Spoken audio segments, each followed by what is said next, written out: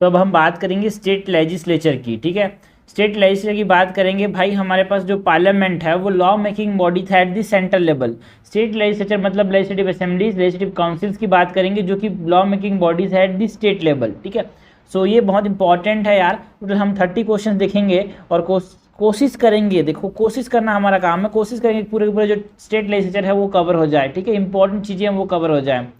तो question number 1 से start करते हैं यार। Consider the following statement, the governor must appoint minister in charge of tribal areas in Jharkhand, Bihar, Chhattisgarh and Madhya प्रदेश।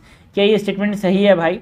देखो ये तो सही है कि देखो जो चीफ मिनिस्टर होता है उसको अपॉइंट करता है गवर्नर, और उसको कब तक अपना ऑफिस होल्ड करते हैं, till the pleasure of the governor. ठीक है, और कॉन्स्टिट्यूशन ये बोलता है कि गवर्नर का इंपॉर्टेंट रोल ये भी है कि वो क्या करे, गवर्नर का इंपॉर्टेंट रोल वो भी है कि जो ट्राइबल वेलफेयर मिनिस्टर्स हैं वो ये अपॉइंट करता है।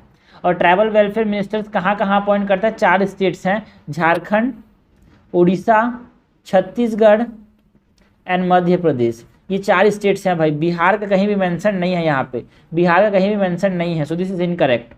The advice tendered by minister to the governor can not be inquired in the court of law. बिल्कुल सही बात है। जो ट्राइबल रिलेटेड मैटर में है ना, अगर कोई भी यहाँ पे जो मिनिस्टर्स हैं या फिर जो कोई भी, ट्राइबल की बात नहीं हो रही है भाई, कोई भी मिनिस्टर्स जो होते हैं है ना, जो भी मिनिस्टर्स होते हैं कोई भी बात अगर गवर्नर को बोलते हैं तो उसको इंक्वायर नहीं कर सकते कोर्ट ऑफ लॉ में। बिल्कुल सही बात है, it cannot be inquired.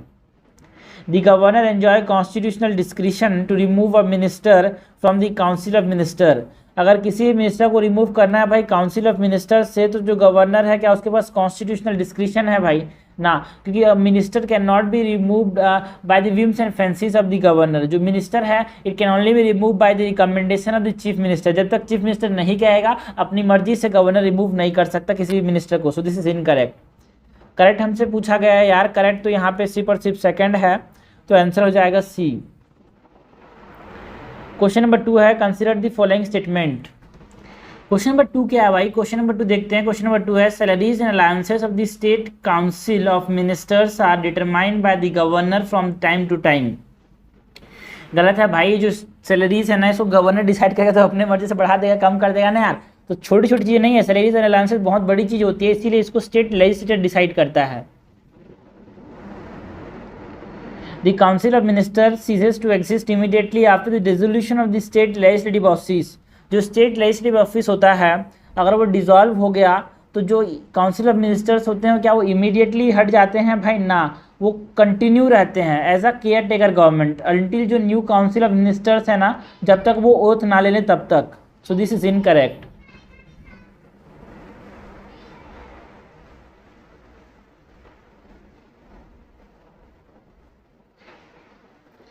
इनकट हमसे पूछा गया है, इनकट तो कोई सा भी नहीं, इनकट दोनों है भाई, आंसर हो जाएगा सी। क्वेश्चन नंबर 3 है, consider the following statement, uniformity is found across the country with respect to organisation of state legislature. है ना, स्टेट लेजिस्लेचर के रेफरेंस में हमारे पास यूनिफॉर्मिटी देखने को मिलती है स्टेट के अंदर क्या? ना भाई ना, स्टेट लेजिस्लेचर के ऑर्गेनाइजेशन में हमारे पास यूनिफॉर्मिटी देखने को नहीं मिलती, क्योंकि है ना some state has bicameral legislature, मतलब एक लेजिस्लेटिव काउंसिल है, लेजिस्लेटिव असेंबली है, और कुछ स्टेट में सिर्फ और सिर्फ लेजिस्लेटिव असेंबली ही है। सो स्टेट लेजिस्लेचर के ऑर्गेनाइजेशन में हमारे पास यूनिफॉर्मिटी देखने को मिलती है। बोल रहा है ये गलत है भाई, no uniformity.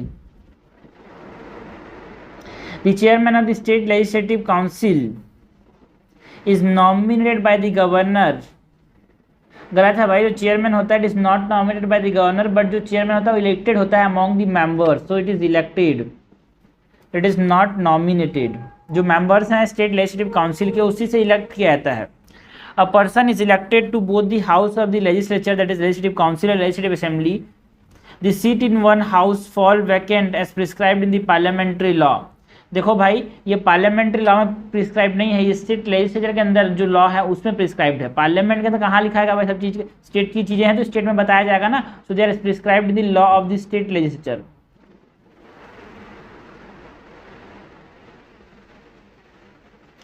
This is incorrect.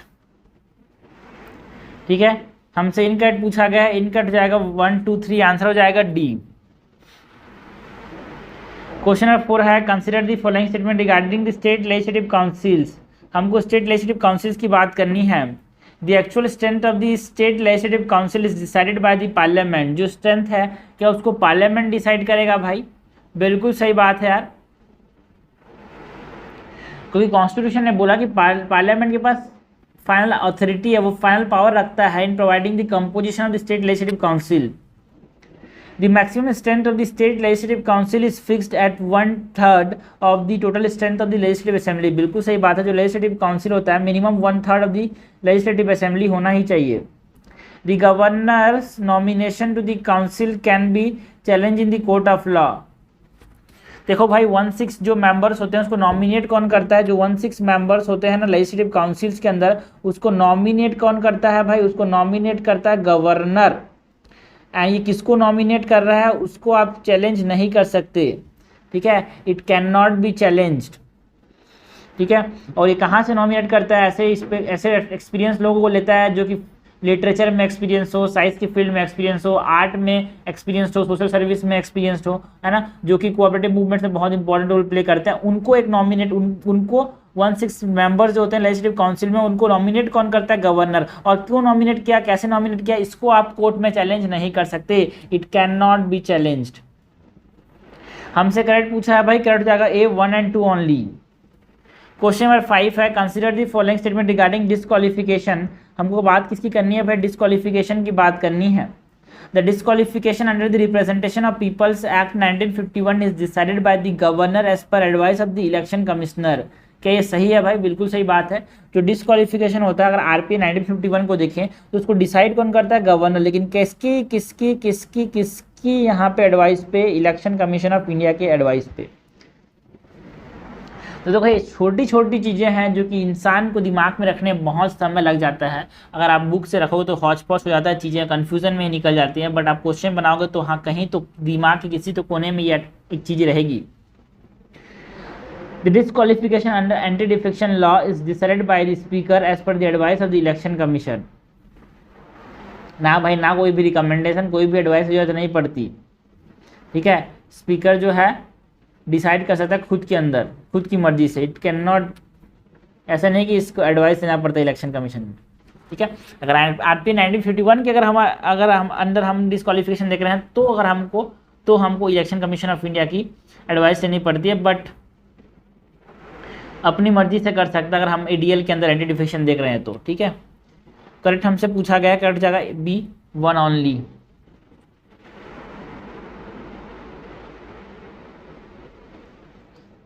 Question number 6 है consider the following statement about speaker. हमको बात किसकी करनी है भाई? स्पीकर की बात करनी है।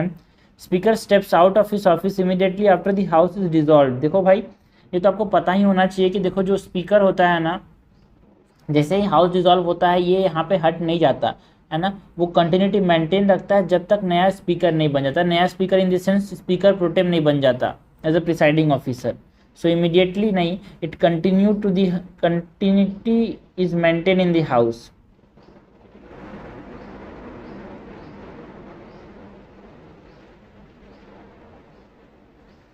Speaker of the Legislative Assembly resigned by writing a resignation to the Governor of the state। जो स्पीकर है लेजिस्लेटिव असेंबली का वो रिजाइन कैसे करता है भाई? By writing a resignation to the governor of the state. ना भाई ना, जो रेजिग्नेशन है वो गवर्नर को नहीं देता, ये डेप्यूटी गवर्नर को देता है, सॉरी डेप्यूटी स्पीकर को देता है। This is incorrect. Since the office of pro tem speaker is temporary in nature, the office is endowed with limited power. जो ऑफिस होता है स्पीकर प्रोटेम का वो टेम्पररी होता है क्या? बिल्कुल टेम्पररी होता है।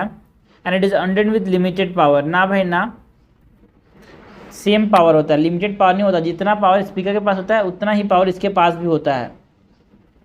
सो ये लिमिटेड पावर वाला कॉन्सेप्ट गलत है, टेम्पररी है, फिर भी इसके पास जितने भी पावर स्पीकर के होते हैं उतनी पावर इसके पास भी होती है, ठीक है। सो हमसे इनकरेक्ट पूछा गया है, इनकरेक्ट सब है, आंसर हो जाएगा D। क्वेश्चन नंबर 7 है consider the following statement. Adjournment सीने DA means terminating sitting of state legislature for indefinite period. देखो भाई मैंने बताया था तो सेशन होते हैं यार हमारे पास, पार्लियामेंट का एग्जांपल देखिए, पार्लियामेंट और स्टेट का पूरा कॉन्सेप्ट सेम है। सपोज करो ये हमारे पास बजट सेशन हो गया, फिर मानसून सेशन, फिर विंटर सेशन, इसमें बहुत सारे सिटिंग्स होते हैं। अगर सिटिंग्स को रुकना है तो उसका हम क्या बोलते हैं, एडजर्नमेंट बोलते हैं। कितने दिन तक कर सकते हैं, कोई भी इंडेफिनाइट पीरियड के लिए 4 दिन 5 दिन 6 दिन कितना भी वो बता के, ठीक है। अब डिसोल्यूशन मतलब इसमें हमारे पास प्रोरोगेशन की बात करेंगे। प्रोरोगेशन मतलब ये सेशन को यहाँ से खत्म कर दिया हमने, अब ये सेशन बजट का सेशन खत्म हो गया, अब नहीं होगा यहाँ से इस दिन से, उसको बोलते हैं प्रोरोगेशन। एडजर्नमेंट कौन करता है भाई, एडजर्नमेंट करता है speaker, and prorogation in the case of state legislative assembly it is by governor, and in the case of the state legislature it is by the president, parliament के case में president, ठीक है। और ये बिल्कुल सही है कि adjournment sine die means terminating the sitting of the state legislature for indefinite period, मतलब कितने दिन तक है बता दिया जाएगा। The state legislature is prorogued only after the house is adjourn sine die. ऐसा नहीं है कि भाई जब एडजर्न सीने डीए होगा तभी इसको कर सकते हैं भाई। President can prorogue the house when the house is not in session, है ना। जो प्रिसाइडिंग ऑफिसर होता है वो क्या करता है, एडजर्नमेंट सीने डीए करता है। And in the case of president मतलब पार्लियामेंट के केस में president, state legislative assembly case में गवर्नर जो है ना उसको प्रोरोग कर सकता है when the house is in session also, है ना। ऐसा नहीं है कि जब एडजर्नमेंट सीने डीए तभी उसको क्या कर सकता है, प्रोरोग कर सकता है। सो दिस इज इनकरेक्ट, हमसे करेक्ट पूछा गया है, करेक्ट हो जाएगा 1 only, A is correct. Question number 8 है with reference to finance commission of India consider the following statement. हमको बात किसकी करनी है भाई, फाइनेंस कमीशन ऑफ इंडिया की बात करनी है। And finance commission of India is constituted under article 280। According to the Constitution of India, the member of the Finance Commission shall hold office for a period of 5 years from the date of appointment। क्या ये सही है भाई कि जो finance commission होता है वो 5 साल तक रहता है? ना भाई ना, कॉन्स्टिट्यूशन के अंदर कहीं भी ऐसा मेंशन नहीं है कि जो टर्म है फाइनेंस कमीशन का वो कितना होगा, है ना। कॉन्स्टिट्यूशन के अंदर ऐसा मेंशन नहीं है, ठीक है।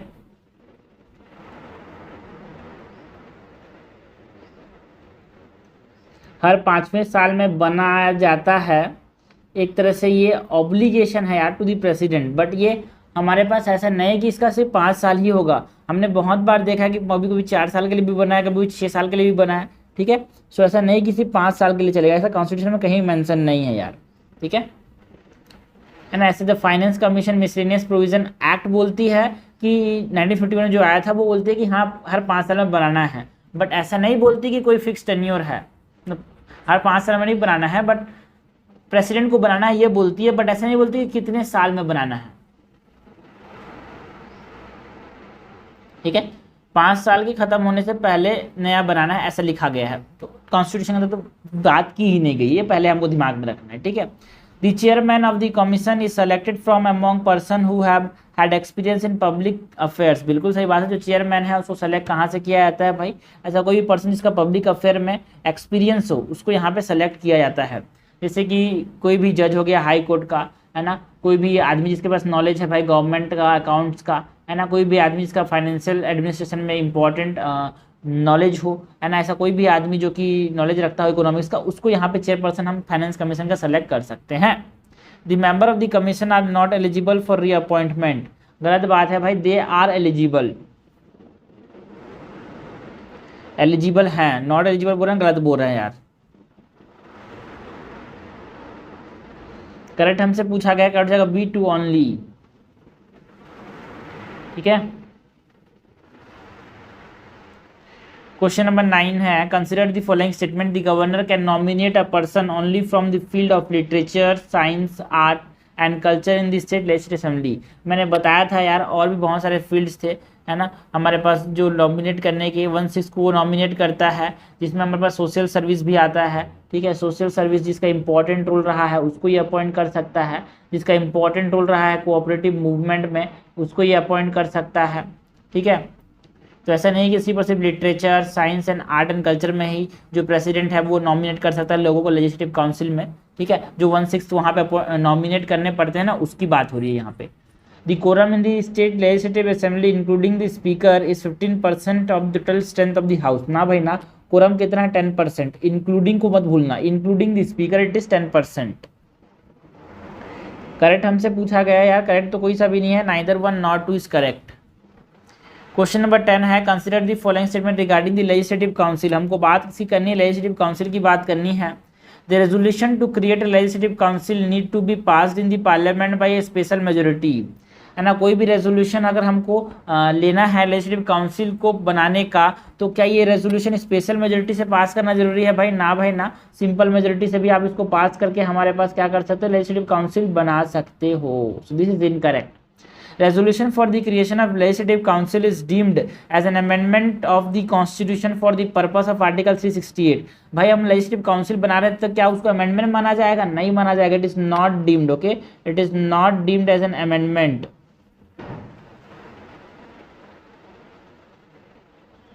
Okay, so this is incorrect। The resolution to abolish a state legislative council should be passed by the state legislative assembly by a simple majority। देखो भाई, अगर किसी भी लेजिस्लेटिव असेंबली को हमको लेजिस्लेटिव काउंसिल बनाना है तो उसको कैसे पास करना है भाई? उसको सिंपल मेजोरिटी से नहीं, उसको स्पेशल मेजोरिटी से पास करना है। जो लेजिस्लेटिव असेंबली है उसको स्पेशल मेजोरिटी से पास करना होगा जो रेजोल्यूशन है, और जो पार्लियामेंट है उसको सिंपल मेजोरिटी से पास करना होगा। ठीक है, सो इनकरेक्ट हमसे पूछा गया। फिर इनकरेक्ट क्या है? तीनों इनकरेक्ट है भाई। आंसर हो जाएगा D, all of the above are incorrect.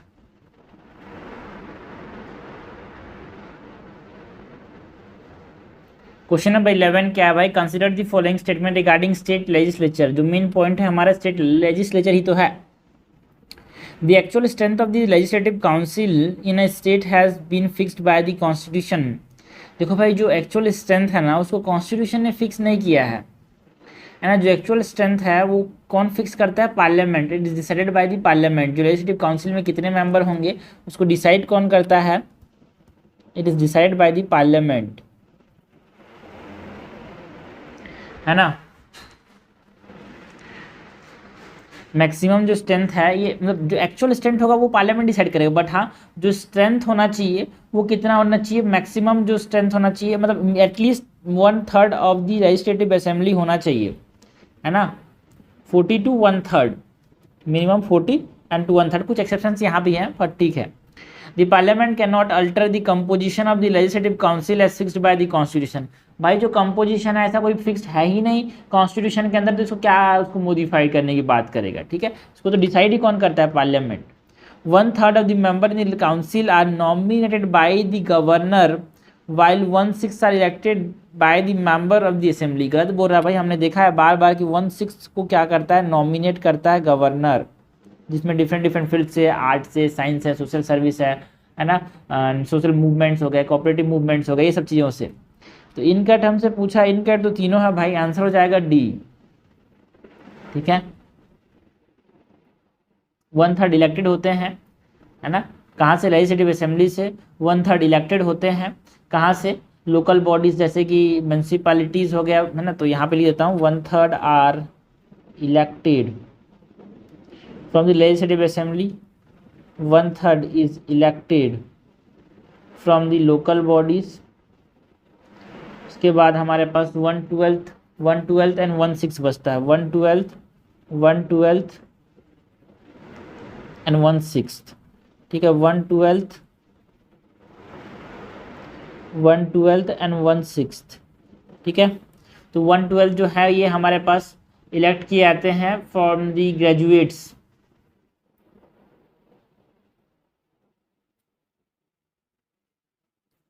And 1/12 जो होते हैं वो इलेक्ट किए जाते हैं, है ना, by, they are elected by the teachers. And 1/6 हमने देखा ही था, नॉमिनेट किए जाते हैं बाय डिफरेंट फील्ड्स से। आर्ट हो गया, साइंस हो गया, कोऑपरेटिव मूवमेंट्स हो गया, सोशल सर्विस हो गया। तो इनकट हमसे पूछा है, तो इनकट तो तीनों है यहाँ पे। क्वेश्चन नंबर 12 है consider the following statement holding an office of profit under the union और the state government except ministers और any office exempted by the state legislature.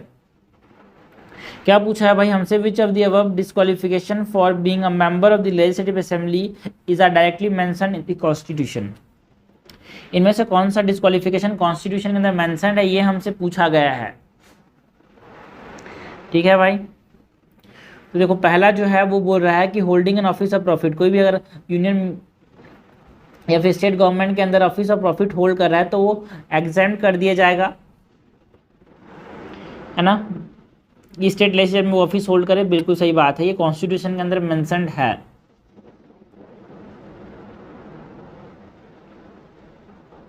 Dismiss from the government service on the ground of corruption, अगर कोई भी आदमी को corruption के ground में dismiss कर दिया गया तो वो डिस्क्वालीफाई हो जाएगा as becoming a member of parliament, और एमएलए बनने में वो डिस्क्वालीफाई हो जाएगा क्या मेंबर ऑफ लेजिस्लेटिव असेंबली बनने में? ये तो सही है, डिस्क्वालीफाई तो हो जाएगा, बट ये कॉन्स्टिट्यूशन के अंदर नई बात है भाई, कॉन्स्टिट्यूशन के अंदर मेंशन नहीं है, आरपीए 1951 के अंदर मेंशन्ड है। हमसे पूछा कि कॉन्स्टिट्यूशन के अंदर क्या क्या मेंशन है ये बताओ। अगर कोई भी डिफेक्शन के ग्राउंड में अगर हमारे पास है ना 10th शेड्यूल के अंदर डिफेक्शन के ग्राउंड में अगर हमारे पास डिस्क्वालीफाई होता है तो वो एमएलए नहीं बन सकता, ये बिल्कुल सही बात है, ये कॉन्स्टिट्यूशन के अंदर मेंशन है भाई 10th शेड्यूल के अंदर।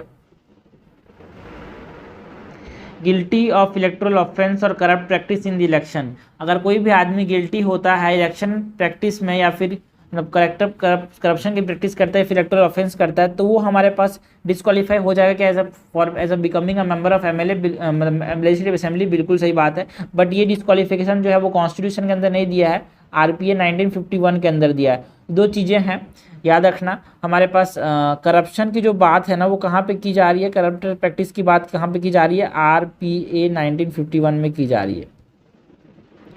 तो हमारे पास constitution 1 and 3 is correct, answer हो जाएगा ए। क्वेश्चन नंबर 13 है consider the following statement regarding the speaker of the legislative assembly. हमको बात किसी करनी है भाई, speaker of the legislative assembly की बात करनी है।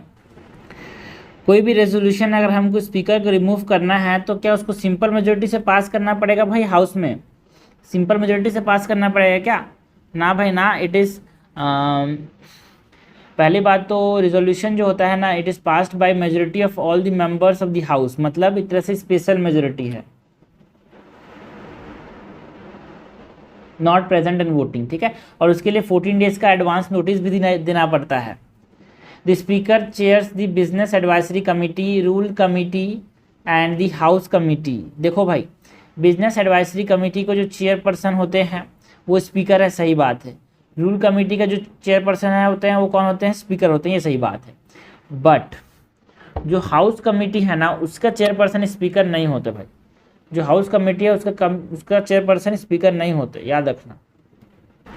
जो चेयरपर्सन होते हैं ना हाउस कमेटी के उसको उनके मेंबर से अपॉइंट किया जाता है स्पीकर के द्वारा, स्पीकर इसके मेंबर नहीं होते तो इसके चेयरपर्सन कैसे बनेंगे भाई हाउस कमेटी के, ठीक है। तो हमको याद होना चाहिए business advisory committee, rules committee and general purpose committee, ठीक है ना, जनरल पर्पस कमेटी,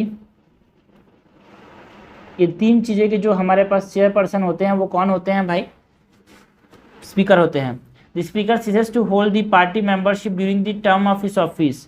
देखो भाई जब उसने ऑफिस ज्वाइन किया स्पीकर तो क्या वो अपने जो पार्टी मेंबरशिप है उसको ख़त्म करता है, सीज हो जाता है? ऐसा ज़रूरी नहीं है भाई, है ना, वो पार्टी में रह के भी स्पीकर के पोस्ट में रह सकता है ना, बट जब तक वो एक partition non partition behaviour show कर रहा है तब तक क्योंकि वो तब तक वोट करता नहीं है जब तक टाई ना हो जाए। सो ये सही नहीं है कि भाई वो अपना ऑफिस को छोड़ना पड़े, पार्टी मेंबरशिप छोड़ना पड़ सकता है, बट ठीक है। सो करेक्ट हमसे पूछा गया है, करेक्ट तो कोई सा भी नहीं है भाई, आंसर हो जाएगा none of these are correct. Question number 14 है which of the following statement is incorrect regarding the state legislative council. हमको बात किसकी करनी है भाई, स्टेट लेजिस्लेटिव काउंसिल की बात करनी है। स्टेट लेजिस्लेटिव काउंसिल के बारे में हमसे इनकरेक्ट पूछा गया है। The legislative council enjoy equal power with the state legislative assembly in matters regarding enlargement of the jurisdiction of the state public service commission. जो स्टेट लेजिस्लेटिव असेंबली है state legislative council है उसके पास equal power है क्या state legislative assembly के जितना, जब हम एनलार्ज करने की बात कर रहे हैं स्टेट पब्लिक सर्विस कमीशन को, तो हाँ स्टेट पब्लिक सर्विस कमीशन को सपोज हम उसके जुरिसडिक्शन को बढ़ाने की बात कर रहे हैं तो क्या लेजिस्लेटिव असेंबली और लेजिस्लेटिव काउंसिल का इक्वल पावर है भाई? हाँ, क्या ये स्टेटमेंट सही है? बिल्कुल सही बात है यार।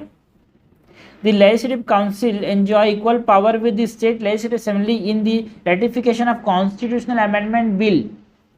देखो भाई पहली बात तो जो कॉन्स्टिट्यूशनल अमेंडमेंट बिल है उसके केस में हमारे पास जो कि फेडरल नेचर का अफेक्ट कर रहा है वो कॉन्स्टिट्यूशनल अमेंडमेंट बिल जो कि फेडरल नेचर का अफेक्ट कर रहा है उसमें रेटिफिकेशन की जरूरत पड़ती है हाफ ऑफ द स्टेट्स की सिंपल मेजोरिटी से, उसमें कोई भी रोल नहीं है भाई लेजिस्लेटिव काउंसिल का, नो रोल। ठीक है। सो दिस इज इनकरेक्ट यार, इनकरेक्ट हमसे पूछा है, आगे बढ़ते हैं फिर भी देखते हैं क्या स्टेटमेंट्स हैं। There is no provision of joint sitting in case of disagreement over the passage of the ordinary bill in the state legislature. अगर स्टेट लेजिस्लेचर में कोई भी ऑर्डिनरी बिल पास नहीं हो पा रहा है तो कोई जॉइंट सिटिंग का यहाँ पे प्रोविजन है नहीं है भाई। पार्लियामेंट के अंदर प्रोविजन है बट जॉइंट सिटिंग ऐसा कोई भी प्रोविजन यहाँ पे क्या में नहीं है, स्टेट लेजिस्लेचर में नहीं है यार। The legislative council can only discuss budget but do not have the power to vote on the demand of grant। बिल्कुल सही बात है, डिमांड फॉर ग्रांट में वो वोट नहीं कर सकता, एक तरह से रखने के लिए है भाई, कुछ काम नहीं है उसका। तो सही तो बोल रहा है भाई ये कि नो पावर ना, no provision of joint sitting, सही तो बोल रहा है second third statement. Now question 15 है, consider the following statement. The power of adjournment of the state legislature lies with the presiding officer while the power of adjournment sine die lies with the governor। क्या statement सही है भाई? देखो दोनों की जो power है, एडजॉर्नमेंट का भी और एडजॉर्नमेंट sine die का भी, दोनों किसके पास है भाई? प्रिसाइडिंग ऑफिसर के पास है। जो प्रोरोगेशन का जो पावर होता है ना वो हमारे पास गवर्नर के पास होता है। There exists a time limit of 6 months within which a state legislature must reconsider the bill written by the president। बिल्कुल सही बात है। सपोज करो कोई बिल है, स्टेट लेजिस्लेचर पास किया, स्टेट असेंबली ने, वो फिर प्रेसिडेंट के पास गया रेटिफिकेशन के लिए, असेंट के लिए, प्रेसिडेंट ने उसको फिर से रिकंसिडरेशन करने के लिए भेज दिया, तो ये 6 मंथ का टाइम होता है। इस 6 महीने तक क्या करेगा ये स्टेट लेजिस्लेटिव असेंबली, इसको देखना पड़ता है 6 मंथ के अंदर। तो ये बिल्कुल सही बोल रहा है यार। करेक्ट हमसे पूछा गया, करेक्ट जाएगा B2 ओनली। क्वेश्चन नंबर 16 है भाई, consider the following statement regarding the passage of the money bill in the state legislature. हमको बात करनी है passage of the what? Passage of the money bill in the state legislature. Okay. The Constitution does not provide any mechanism for the resolution of the deadlock between two houses in case of money bill। बिल्कुल सही बात है यार, कोई भी resolution, कोई भी deadlock है अगर तो जॉइंट सिटिंग ऐसा कोई प्रोविजन होगा, डेडलॉक आ गया तो ऐसा कोई प्रोविजन है, ऐसा नहीं बताया कॉन्स्टिट्यूशन के अंदर। बिल्कुल सही बात है ना। क्योटो हॉलन वर्सेस जिचलू 1992, इसको क्योटो हॉलन केस बोलते हैं। Provide that the decision of the speaker is final and the certification of the money bill. देखो भाई क्योटो हॉलन केस में ये बोला गया कि जो जुडिशियल रिव्यू है ना वो हम क्या कर सकते हैं, जो स्पीकर के डिसीजन पे कर सकते हैं, and the speaker decision is not final. ठीक है, जुडिशियल रिव्यू भी कर सकते हैं ऐसा कहा। पहले इम्यून था जुडिशियल रिव्यू से, है ना। पहले क्या था, क्योटो हॉलन केस के पहले जो हमारे पास डिसीजन ऑफ द स्पीकर है with regard to the money bill और एनी मैटर 10 शेड्यूल के अंदर भी, है ना, वो इम्यून था।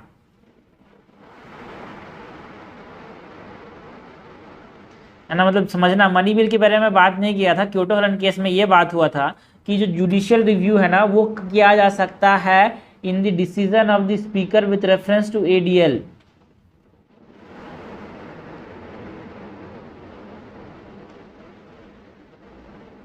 ओके, सो ये यहाँ पर मनी बिल के बारे में बात नहीं की जाई थी।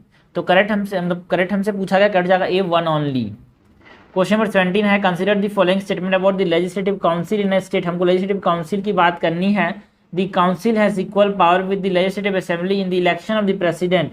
अगर इलेक्शन ऑफ द प्रेसिडेंट की बात करें तो इसमें कोई पावर है क्या? ना भाई ना, बिकॉज प्रेसिडेंट के इलेक्शन में, है ना, जो लेजिस्लेटिव असेंबली के मेंबर्स हैं वही पार्टिसिपेट करते हैं, है ना। जो लेजिस्लेटिव काउंसिल है उसके मेंबर पार्टिसिपेट नहीं करते। सो this is incorrect. The chairman of the council is elected by the council itself from among its member। बिल्कुल सही बात है, चेयरमैन होता है काउंसिल का, उसको among the member इलेक्ट किए जाते हैं।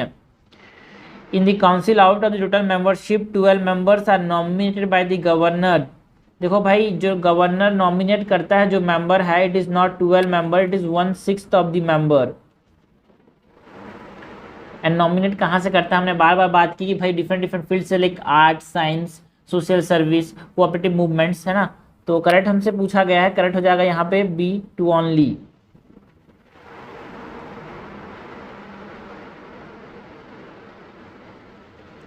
क्वेश्चन नंबर 18 है, which of the following statement about the state legislative assembly और सॉरी हमको पूछा गया लेजिस्लेचर, स्टेट लेजिस्लेचर के बारे में बताना है, करेक्ट। स्टेट लेजिस्लेचर के बारे में क्या बताना है, correct. In the election to the president, each member of the legislative assembly of all the state have equal value of his or her vote। जब प्रेसिडेंट की इलेक्शन होता है तो legislative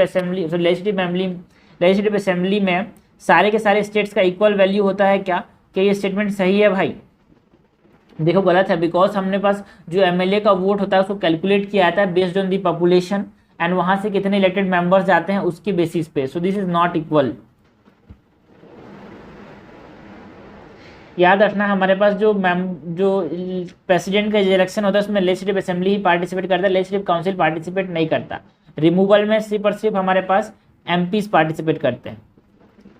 The governor nominates certain members to the legislative council based on the same qualification as that provided for the nominated members of the राज्य सभा।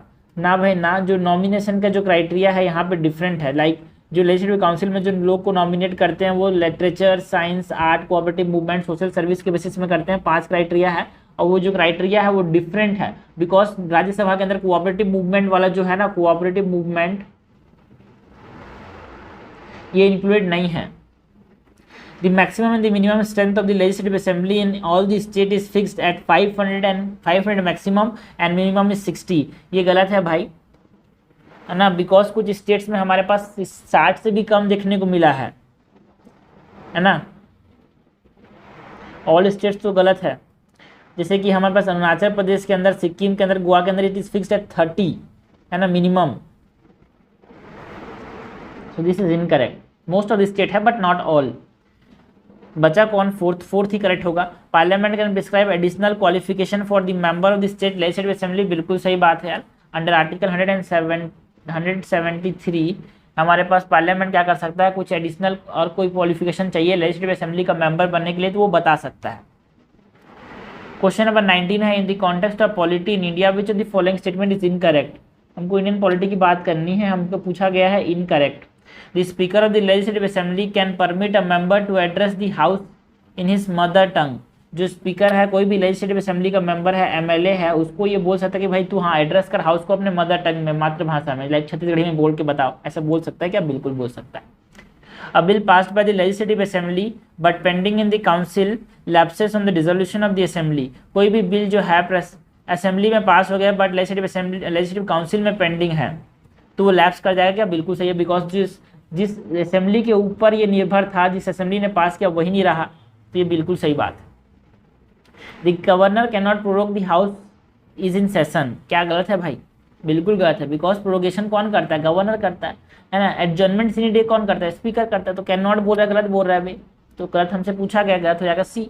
The deputy chairman can vacate his office by submitting his resignation to the chairman. बिल्कुल सही बात है। Chairman जो है, speaker जो है, अपना रेजिग्नेशन किसको देता है भाई? डेप्यूटी स्पीकर को। एंड डेप्यूटी स्पीकर किसको देता है? एक तरह से स्पीकर को, ऐसा समझ लेना। क्वेश्चन नंबर 20 है, which of the following statement is correct. हमसे करेक्ट पूछा गया है। A state legislative assembly can not prohibit anyone from publishing the proceeding of the house. क्या स्टेट लेजिस्लेटिव असेंबली जो है किसी को प्रोहिबिट नहीं कर सकता? गलत बात है भाई, बिल्कुल प्रोहिबिट कर सकता है, बिकॉज है ना कलेक्टिव प्रिविलेज होता है उसके आस, है ना, कलेक्टिव प्रिविलेज होता है। हमने बोला पार्लियामेंट के अंदर भी होता है, स्टेट लेजिस्लेटिव असेंबली के अंदर होता है। किसी को भी प्रोहिबिट कर सकता है कि उसके जो रिपोर्ट्स हैं, मतलब रिपोर्ट्स हैं, डिबेट्स हैं, प्रोसीडिंग्स हैं, उसको पब्लिश करे। And it is also punishable. ठीक है, so this is incorrect. Can not prohibit बोल रहा है। The court can inquire into the proceedings of the committee of the house. देखो भाई, जो कोर्ट है ना, they are prohibited to inquire into the proceeding of the house. House में जो भी चीजें हो रही है उसकी प्रोसीडिंग पे आप उसको कार्यवाही नहीं कर सकते। So they are prohibited, they can not inquire. Press does not require prior permission of the house to publish to reports of all the proceedings of the house. गलत बात है भाई, बिकॉज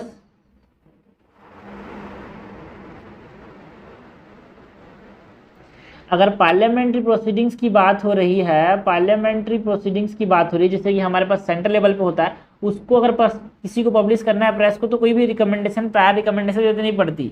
बट अगर हमारे पास सिटिंग ऑफ द हाउस है ना, कोई भी सिटिंग ऑफ द हाउस है ना, तो उसको पब्लिश करने के लिए, सीक्रेट सिटिंग जो हो रहा है उसको पब्लिश करने के लिए हमारे पास परमिशन की जरूरत पड़ती है। स्ट्रेंजर्स को तो वहाँ पे एक्सक्लूड भी कर दिया जाता है। An outsider can not be arrested with in the boundaries of the house without the permission of the speaker.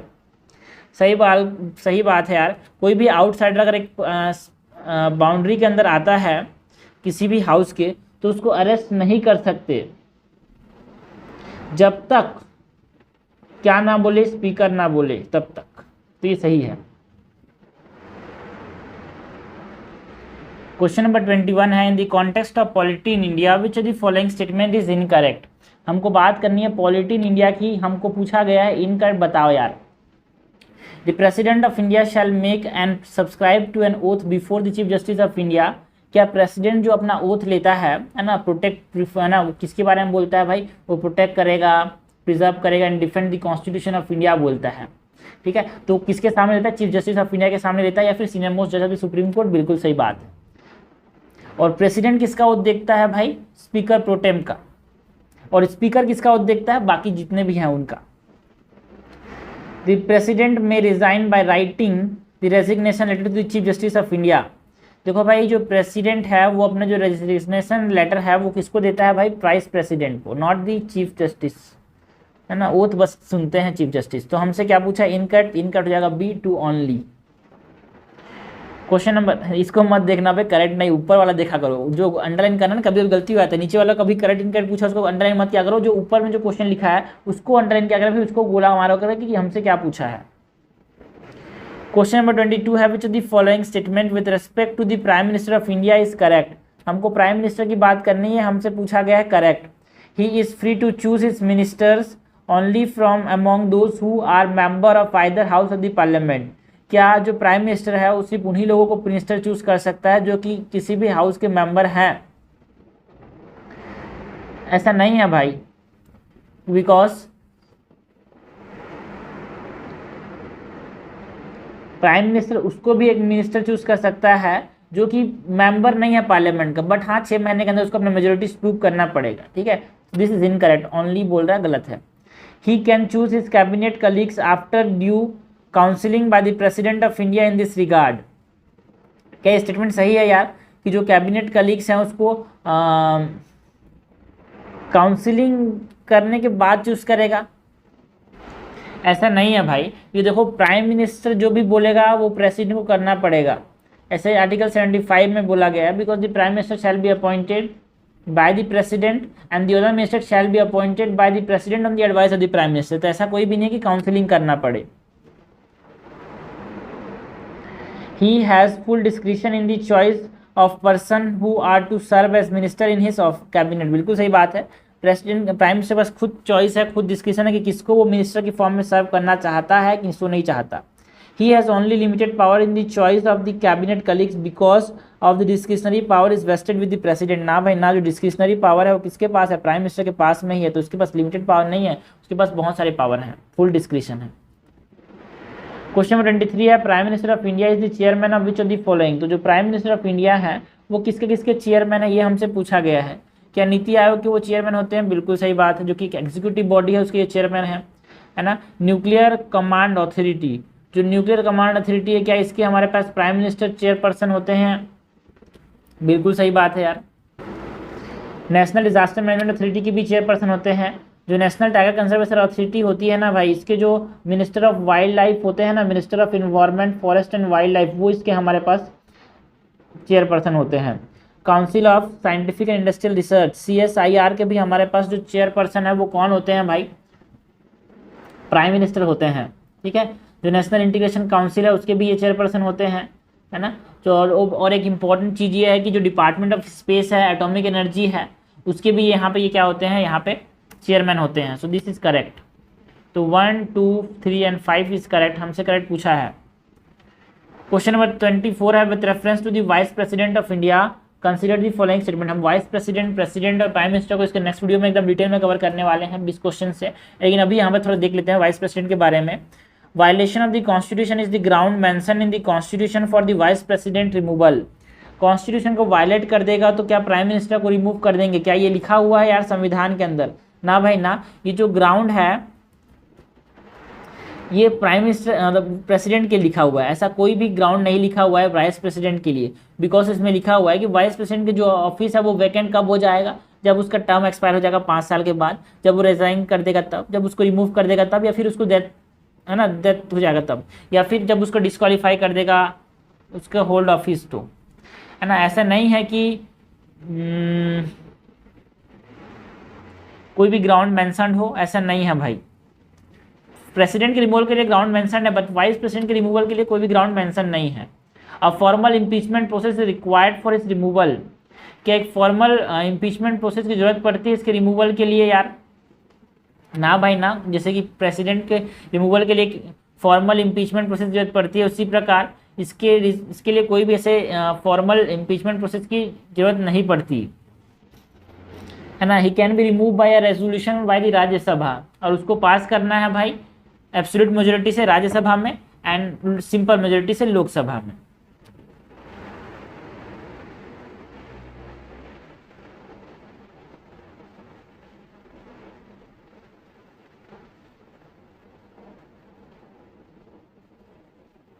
Okay, he can be remove by a resolution of both the house of the parliament by an absolute majority.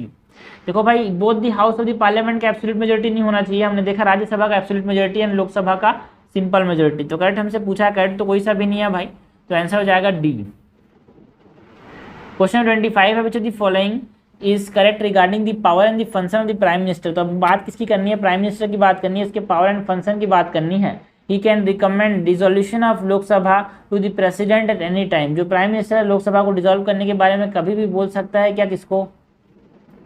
President को, बिल्कुल सही बात है। He can appoint the person of his choice as a minister.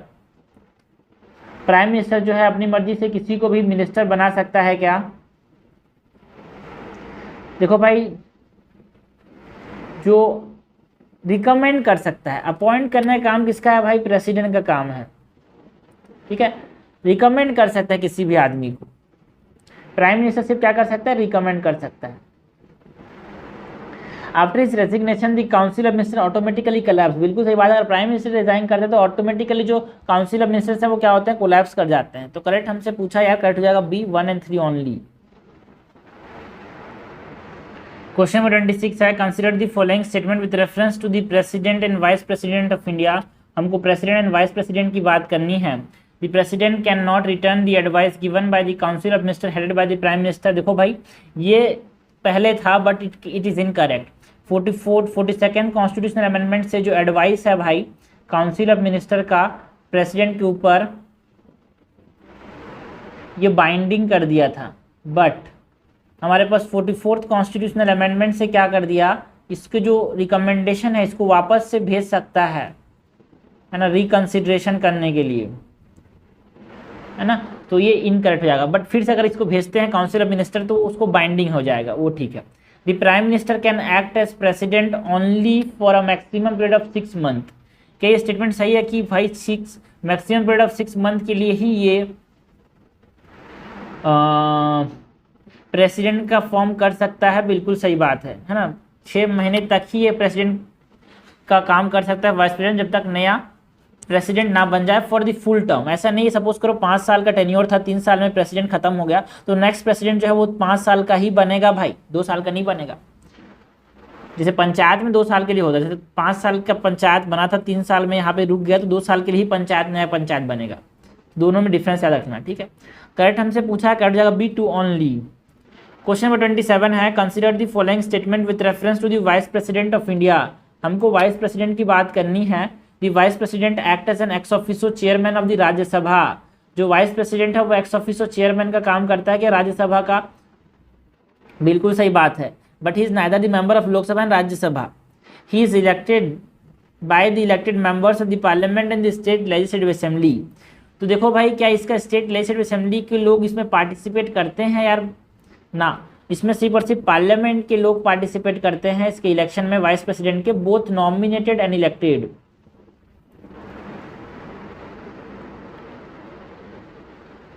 All dispute regarding the election of the vice president and decided by the Delhi high court है। देखो भाई, president और vice president के जो इलेक्शन के जो डिस्प्यूट्स होते हैं ना, उसको सुप्रीम कोर्ट देखती है। प्रेसिडेंट प्लस वाइस प्रेसिडेंट के जो डिस्प्यूट्स हैं उनको, ठीक है। तो हमसे इनकरेक्ट पूछा है भाई, इनकरेक्ट हो जाएगा 2 and 3, आंसर हो जाएगा ए। क्वेश्चन नंबर 28 है consider the following statement with reference to prime minister. हमको प्राइम मिनिस्टर की बात करनी है यार। The constitution provide that the leader of the majority party in the Lok Sabha has to be appointed as the prime minister. जो majority party का जो हमारे पास लीडर है उसको हमारे पास प्राइम मिनिस्टर बनाएंगे, ऐसा कॉन्स्टिट्यूशन में बोला है क्या? ऐसा कॉन्स्टिट्यूशन में बोला है क्या? ना भाई ना। प्रेसिडेंट जो है वो नॉमिनल एग्जीक्यूटिव है एंड रियल एग्जीक्यूटिव कौन है? प्राइम मिनिस्टर है। आर्टिकल 75 बोलता है कि prime minister shall be appointed by the president. ये कन्वेंशन है कि जो leader of the majority party होती है उसको प्राइम मिनिस्टर बनाया जाता है। ऐसा नहीं बोलता कि मेजोरिटी पार्टी के लीडर को बना दो, ऐसा कॉन्स्टिट्यूशन में नहीं बोला, ठीक है। It is a convention. Article 75 ये बोलता है, 74 बोलता है कि president shall act on the aid and advice of the council of minister. And article 75 क्या बोलता है? ये बोलता है कि जो प्राइम मिनिस्टर होगा it is appointed by the president.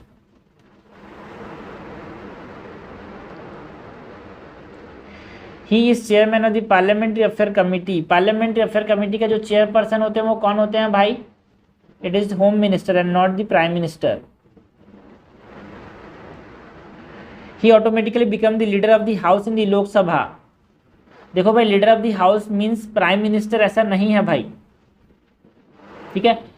Under the rules of Lok Sabha the leader of the house means prime minister automatically become the leader of the Lok Sabha. देखो, he automatically become the leader of the Lok Sabha तो सही है, but एक तरह से गलत भी है। बिकॉज अगर ये आदमी राज्यसभा का मेंबर हुआ, सपोज करो जैसे हमारे पास राजा राम मोहन नहीं, हमारे पास मनमोहन सिंह जो थे वो राज्यसभा के मेंबर थे, तो वो मनमोहन सिंह जो होंगे वो किसी को अपॉइंट करेंगे लोकसभा के कि वो लीडर बन जाए, तो ऐसा automatically become the leader of the Lok Sabha नहीं है। अगर राज्यसभा मेंबर तो ठीक है, अगर लोकसभा का मेंबर तो हाँ ठीक है, ऑटोमेटिकली लीडर बन जाएगा लोकसभा का। सो इट इनकरेक्ट, ठीक है। तो हमसे क्या पूछा है भाई? करेक्ट पूछा है, तो करेक्ट तो कोई सा भी नहीं है, आंसर हो जाएगा डी। क्वेश्चन 29 है consider the following statement with reference to removal of the vice president. Removal of the vice president की बात करनी है।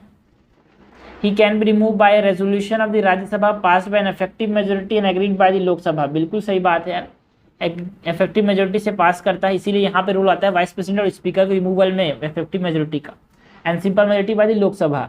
No ground has been mentioned in the constitution for its removal. बिल्कुल सही बात है, जिस प्रकार से प्रेसिडेंट के रिमूवल का ग्राउंड लिखा हुआ है, अगर वो हमारे पास वायलेट करता है प्रेसिडेंट है ना, अगर कॉन्स्टिट्यूशन को, तो उसको रिमूव कर सकते हैं।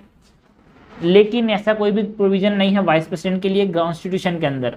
ही can resign from his office by addressing the resignation letter to the president. बिल्कुल सही बात है, अपना रेजिग्नेशन लेटर किसको देगा? वाइस प्रेसिडेंट प्रेसिडेंट को देगा, प्रेसिडेंट वाइस प्रेसिडेंट को देगा। करेक्ट हमसे पूछा गया, करेक्ट हो जाएगा ऑल, आंसर हो जाएगा डी। तो ये लास्ट क्वेश्चन था भाई स्टेट लेजिस्लेचर का। इसके बाद हम स्पेशली यहाँ पे कुछ क्वेश्चन हमने कवर किए हैं प्राइम मिनिस्टर से, वाइस प्रेसिडेंट से एंड प्रेसिडेंट से। नेक्स्ट में हम फुल क्वेश्चन देखेंगे president, vice president and prime minister के।